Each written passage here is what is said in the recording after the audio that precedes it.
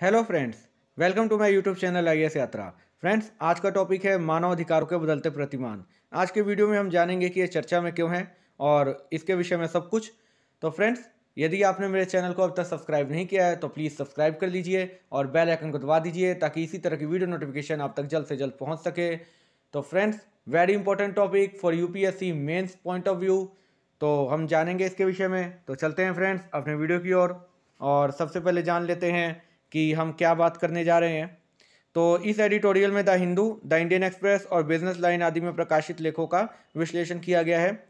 इस लेख में वर्तमान समय में मानव अधिकारों के बदलते प्रतिमान, विशेषकर कोविड-19 महामारी के संदर्भ में इनकी चुनौतियों व इससे संबंधित विभिन्न पहलुओं पर चर्चा की गई है। संदर्भ क्या है ये जान लेते हैं। संयुक्त राष्ट्र महासभा अर्थात यूनाइटेड नेशन जनरल असेंबली द्वारा वर्ष 1948 में मानवाधिकारों की सार्वभौम घोषणा अर्थात universal declaration of human rights को अपनाए जाने की स्मृति में प्रतिवर्ष 10 दिसंबर के दिन को अंतर्राष्ट्रीय मानवाधिकार दिवस के रूप में मनाया जाता है। उम्मीद करता हूं इस विषय में आप सभी जानते होंगे। यूडीएचआर मानवाधिकारों के संदर्भ में एक महत्वपूर्ण दस्तावेज होने के साथ ही इस क्षेत्र की बड़ी उपलब्धि है।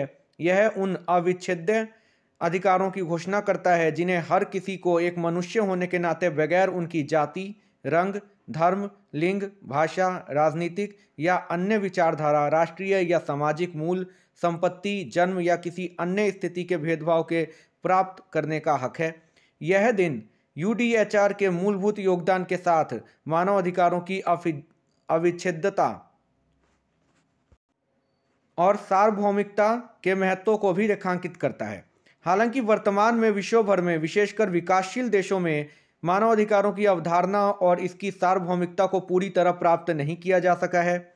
इसके अतिरिक्त कोविड-19 महामारी ने गरीबी, संरचनात्मक भेदभाव में वृद्धि के साथ साथ मानव अधिकारों के संरक्षण में बाधक अन्य असमानताओं को अधिक गहरा कर दिया है। अतः वर्तमान में मानव अधिकारों की परिभाषा और इनके संरक्षण के प्रावधानों पर पुनः विचार करने की आवश्यकता है।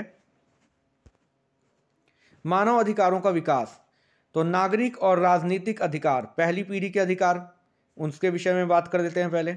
इन अधिकारों का उदय 17वीं और 18वीं शताब्दी के दौरान कुछ सिद्धांतों के रूप में हुआ और इनमें से ज़्यादातर राजनीतिक चिंताओं पर आधारित थे।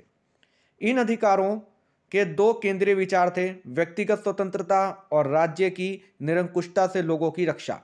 नागरिक और राजनीतिक अधिकारों पर अंतर्राष्ट्रीय नियम ICCPR में नागरिक और राजनीतिक अधिकारों का वर्णन किया गया है। सामाजिक, आर्थिक और सांस्कृतिक अधिकार, दूसरी पीढ़ी के अधिकार जिसको हम कहते हैं। ये अधिकार लोगों के साथ रहने, काम करने और उनकी बुनियादी आवश्यकताओं से संबंधित है। ये अधिकार समानता के विचारों, आवश्यक सामाजिक आर्थिक वस्तुओं, सेवाओं एवं अवसरों तक पहुंच की गारंटी पर आधारित है। ये औद्योगिकरण की शुरुआत, श्रमिक वर्ग के उदय के साथ अंतर्राष्ट्रीय मान्यता के विषय पर बन गए। इन अधिकारों ने जीवन की गरिमा के मायने को लेकर नए विचारों और मांग का मार्ग प्रशस्त किया है। आर्थिक, सामाजिक और सांस्कृतिक अधिकारों पर अंतर्राष्ट्रीय प्रतिज्ञा पत्र ICESCR में इन अधिकारों को रेखांकित किया गया है। तीसरी पीढ़ी के अधिकार, एकजुटता का अधिकार। आवश्यकता क्यों है इसकी?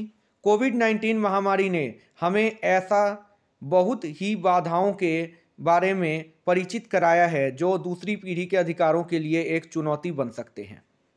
विश्व के विभिन्न हिस्सों में युद्ध, अत्यधिक गरीबी, पारिस्थितिक और प्राकृतिक आपदाओं जैसी स्थितियों से स्पष्ट है कि मानवाधिकारों के संदर्भ में बहुत सीमित प्रगति ही हुई है।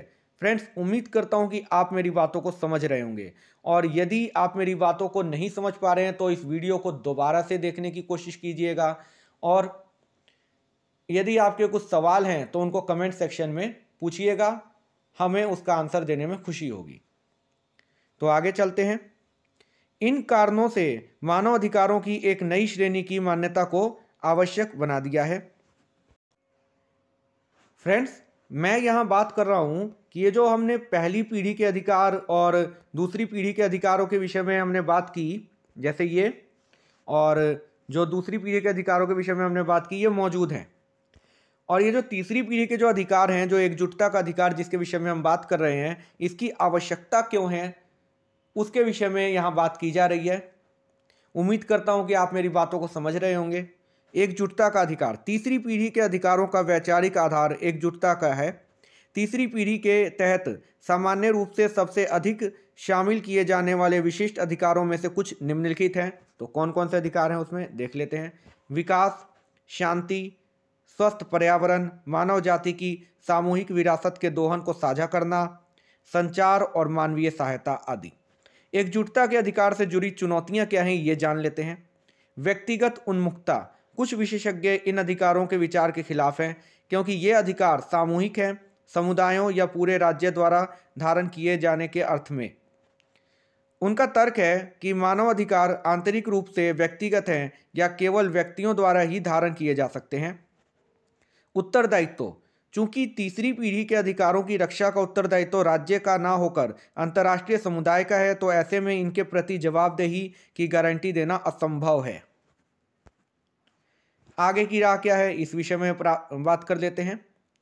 कोविड-19 महामारी के बाद विश्व में मानवाधिकारों के मुद्दे को वैश्विक व्यवस्था के केंद्र में रखा जाना चाहिए। इस संदर्भ में मानवाधिकारों में वर्तमान समय की ज़रूरतों के अनुरूप नए सुधारों को शामिल करने के लिए इसका विकास और विस्तार किया जाना चाहिए। इनमें से कुछ सुधार निम्नलिखित हैं। सभी प्रकार के भेदभाव को समाप्त करना। कोविड-19 महामारी ने जहां समाज के सभी वर्गों के लिए आर्थिक चुनौतियों को जन्म दिया है, वहीं इसके कारण समाज में संरचनात्मक भेदभाव, नस्लवाद को बढ़ावा मिला है। ऐसे में कोविड-19 महामारी के बाद समानता और गैर भेदभाव विश्व की प्रमुख आवश्यकताओं में से एक होंगे। असमानता से निपटना, इस महामारी से उबरने के साथ साथ असमानता की चुनौती से निपटना बहुत आवश्यक है। इसके लिए देशों को व्यापक आर्थिक, सामाजिक और सांस्कृतिक अधिकारों को बढ़ावा देना चाहिए और उनकी रक्षा सुनिश्चित की जानी चाहिए तथा उन्हें यूडीएचआर के दायरे में भी लाना चाहिए।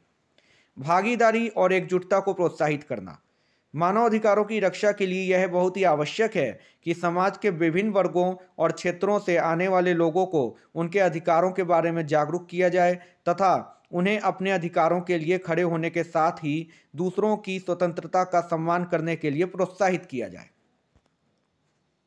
कोविड-19 महामारी के बाद वर्तमान और भविष्य की पीढ़ी के लिए एक बेहतर विश्व के निर्माण में व्यक्तियों से लेकर सरकारों तक, सिविल सोसाइटी और ज़मीनी स्तर के समुदायों से लेकर निजी क्षेत्र तक हर किसी की भूमिका महत्वपूर्ण होगी।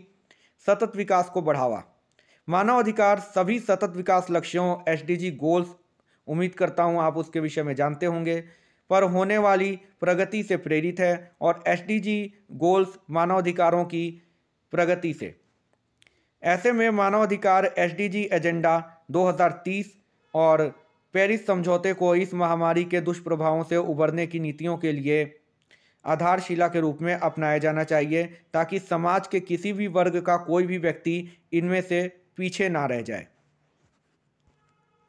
निष्कर्ष क्या हो सकता है इसका वो देख लेते हैं। वर्तमान में समाज में व्याप्त भेदभाव सहित अन्य बाधाओं को दूर करते हुए मानवाधिकारों को बढ़ावा देकर इस महामारी से पूरी तरह से उबरकर एक बेहतर आर्थिक लचीले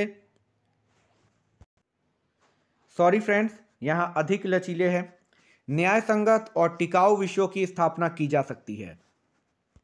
तो फ्रेंड्स, आज के वीडियो में इतना ही। उम्मीद करता हूं कि आपको आज की वीडियो से ज़रूर कुछ सीखने को मिला होगा, जानने को मिला होगा। और यदि आपको आज की वीडियो अच्छी लगी हो तो प्लीज़ इसको एक लाइक कर दीजिए और ज़्यादा से ज़्यादा जहां भी आप शेयर कर सकते हैं इसको शेयर कर दीजिए और मेरे चैनल को सब्सक्राइब कर लीजिए इसी तरह की डेली करंट अफेयर से रिलेटेड वीडियोस पाने के लिए। और UPSC mains editorials the Hindu के हों, द इंडियन एक्सप्रेस के, द टाइम्स ऑफ इंडिया के एडिटोरियल्स हों, उनके विषय में मैं वीडियो ज़्यादा बनाता हूं और मेरा फोकस यूपीएससी मेंस पे ज़्यादा रहता है।